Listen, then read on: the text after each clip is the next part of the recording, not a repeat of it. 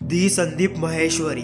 उनकी journey from 0 to 100 बहुत interesting और इंस्पायरिंग रही है। बचपन में वो बच्चे होते हैं ना जो एकदम क्लास में शांत और शाय किस्म के, जिनके फ्रेंड्स बहुत कम होते हैं और कॉन्फिडेंस भी बहुत come and insecurity next level feel करते हैं। बट अगर कोई उंगली करे तो मारपीट भी कर लेते हैं। बस वैसी ही कुछ पर्सनैलिटी थी संदीप सर की। मतलब height of loneliness. Lunch break में लंच भी करते तो अकेले बैठ के या फिर एक आध फ्रेंड्स हुआ करते थे उनके साथ ही।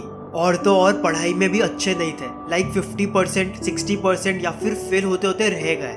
पर बोलते हैं ना, लाइफ में हमेशा एक टर्निंग पॉइंट आता है। तो उनका टर्निंग पॉइंट था 11th और 12th स्टैंडर्ड में, जब उन्होंने स्कूल चेंज की और नए स्कूल पहुंचते ही बहुत बड़ा कांड कर दिया था। हुआ ये कि जिस स्कूल से संदीप सर आए थे वहाँ पर बच्चों को इतना मारते नहीं थे, पर यहाँ पर तो पूरा सीन अलग। भले आप 11th में, उससे फर्क नहीं पड़ता, पिटाई होगी तो होगी, बट संदीप सर को इस चीज की आदत नहीं। तो एक बार पीटी सर ने कोई बात पर तो कुछ बच्चों को लाइन में खड़ा किया और हाथ में थी एक मोटी सी स्टिक एंड एक एक करके सब बच्चों को मार रहे थे। फिर संदीप सर की चांस आई और उन्होंने तो कह दिया कि देखो सर, मारना मत, पहले ही अंदर से भरा हुआ हूँ, अगर मारा तो कुछ भी हो सकता है। तो सर बोले अच्छा धमकी दे रहा है, एंड डंडा लिया और जोर से पैर पे मारा। गिर के खड़े हुए और बोला कहा था ना मैंने कि मारना मत। सो इसी बात पे सर ने एक और खींच के थप्पड़ मार दी।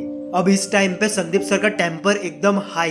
टाई लूज की, शर्ट के बटन वटन खोले और जोर से चिल्लाए, ले मार, कितना मार सकता है, आजा। इतनी जोर से कि आजू बाजू के स्टूडेंट्स इकट्ठा हो गए एंड सीनियर सर भी आ गए थे और बोला संदीप रिलैक्स, पानी पी ले। पर थे तो गुस्से में, बोला क्या पानी, पता नहीं चलता मारना इलीगल है वगैरह वगैरह। और कुछ दिनों बाद पूरे स्कूल में ये बात फैल गई कि संदीप ने पीटी सर को मारा है। हालांकि मारा नहीं था, बट रूमर्स फैल गए और रातों रात हीरो बन गए। तो ये सब देखकर जो बंदे में कॉन्फिडेंस बिल्डअप हुआ है ना, नेक्स्ट लेवल। बट एक और बहुत बड़ा टर्निंग पॉइंट था संदीप सर की लाइफ का, जिसके वजह से आज जहाँ है शायद ही वहाँ होते। वो है संगति का असर। 10th स्टैंडर्ड में कोई जिम ज्वाइन किया था, वहाँ उनका जो फ्रेंड सर्कल बना था वो थोड़ा गलत ट्रैक पे था, लाइक बीड़ी बीड़ी फूकना, वो सारी चीजें। तो संदीप सर भी उसमें फंस गए थे और 12th स्टैंडर्ड तक पहुंचते पहुंचते एकदम चेन स्मोकर जैसी हालत हो गई थी, लाइक दिन की minimum 8-10 cigarette Phukna and all. सो एक बार वही दोस्तों के साथ पान के गल्ले पर बैठे थे और बातों बातों में ऐसे ही पूछ लिया कि 12th के बाद क्या प्लान है, आगे का क्या सीन है।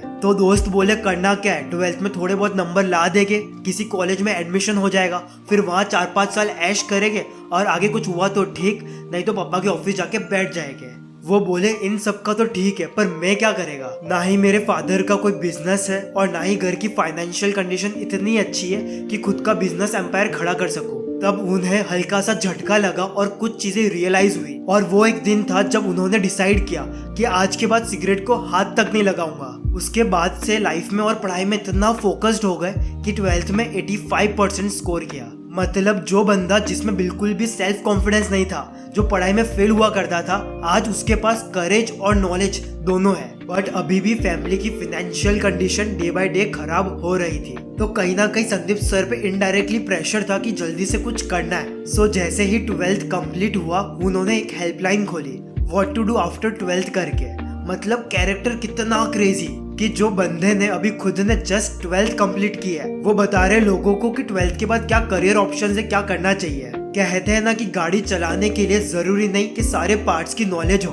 तो बस उन्होंने यही किया, जो भी इस तरह की हेल्पलाइंस थी वहाँ से मेन इंफॉर्मेशन ले ली, फिर कुछ 2,500 रुपए का इन्वेस्टमेंट किया और स्टूडेंट्स को अपने घर का लैंडलाइन नंबर दे दिया फॉर कंसल्टिंग। अब हुआ ये कि एक इंस्टीट्यूट था NIS करके, उनसे टाइप हो गया एंड वहाँ पे एक रेफरल प्रोग्राम था। तो संदीप सर ने किसी को तो रिफर करके 4,500 रुपए अर्न कर लिए थे। लाइक इन्वेस्टमेंट 2,500 का, रिटर्न 4,500 का और प्रॉफिट 2,000 रुपए, जो उनकी पहली कमाई थी। पर बात यहाँ पे 2,000 रुपए की नहीं है, बात है एक्सपीरियंस की।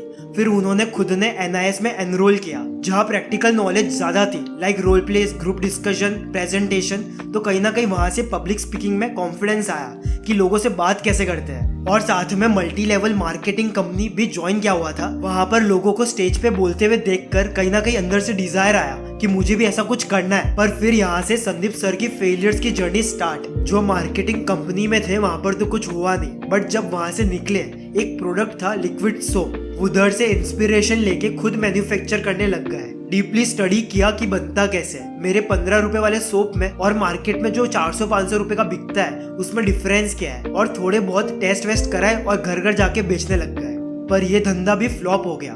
बट अगेन सीखने को बहुत कुछ मिला। एक बार कस्टमर्स को कैसे पिच करते वो आ गया, एंड साथ ही साथ कॉलेज भी चल ही रहा था। वहाँ पर कुछ फैशन शोज किए एज अ मॉडल। और थोड़े टाइम बाद जब ये स्ट्रगलिंग फेज चल रहा था तब एक फ्रेंड का पोर्टफोलियो देखा जो साथ में मॉडलिंग कर रहा था कॉलेज टाइम पे। तो संदीप सर के अंदर से ये आया कि चलो लोगों का पोर्टफोलियो बनाते हैं, फोटोग्राफी करते हैं। फिर वहां से न्यू जर्नी स्टार्टिंग में बहुत सारे फ्रेंड्स और रिलेटिव्स के फ्री में फोटोशूट किए। दिन रात बैठ के अलग अलग एक्सपेरिमेंट्स किए कि कौन से एंगल से फोटो क्लिक करनी है, क्या सेटिंग्स रखनी है, और इतना पैशनेटली एंड हार्डवर्क किया कि महीने का 20 से 25 हजार रुपए की इनकम होनी स्टार्ट हो गई थी। बट अंदर से कहीं ना कहीं मल्टी लेवल मार्केटिंग कंपनी का कीड़ा तो था ही। तो एक फ्रेंड ने कंपनी के बारे में बताया जो नेक्स्ट लेवल है, जिसका स्कोप और एम बहुत बड़ा है एंड ज्वाइनिंग फीस भी बहुत हाई, अप्रोक्स 70,000 रुपीज। पर इतने पैसे तो थे नहीं, तो कुछ पैसे फ्रेंड ने दिए जो साथ में लेकर गया था, और कुछ पैसे सेविंग्स एंड कैमरा बेचकर अरेंज हो गए। फिर वहां पर कड़ी मेहनत के बाद 11 महीने के अंदर अंदर डिस्ट्रीब्यूटर लेवल पर आ गए थे, जहाँ महीने का 1 लाख रुपए जितना कमा रहे थे, वो भी एट द एज ऑफ 20।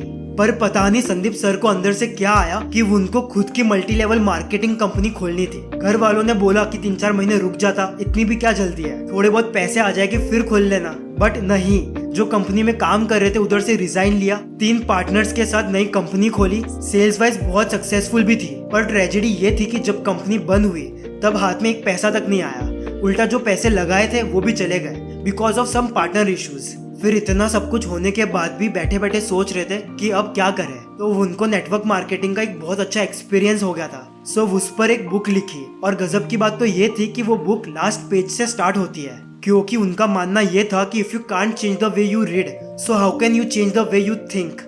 पर भाई वो बुक भी फेल हो गई, मतलब फेलियर्स तो रग रग में था।